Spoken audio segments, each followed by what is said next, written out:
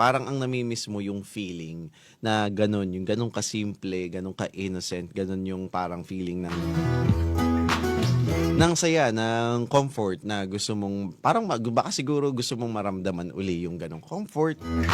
Kaya siguro naaalala mo siya. Kasi baka nangyayari sa buhay mo ngayon, siyempre adults na kayo and parang madami na nangyayari sa buhay niyo and nami-miss mo lang yung mga gano'ng moments baga sa buhay mo.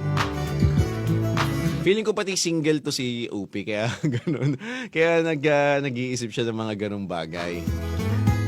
Yan, sana all na lang binigyan. Binigyan ng alin? 1879? Ano yung binigay sa iyo? Yan, meron tayong mga ganong moments, di ba mga ka-Destiny? Yung mga crush natin ay talagang parang naaalala natin nakakilig talaga kasi daw alalahanin yung mga crush natin. May crush din ako, clue, may dalawang mata pero walang pagtingin sa akin. Yako, yan ako. Ay, may ganun talaga, 1879, may mga ganun talagang moments. Minsan, hindi ka crush ng crush mo.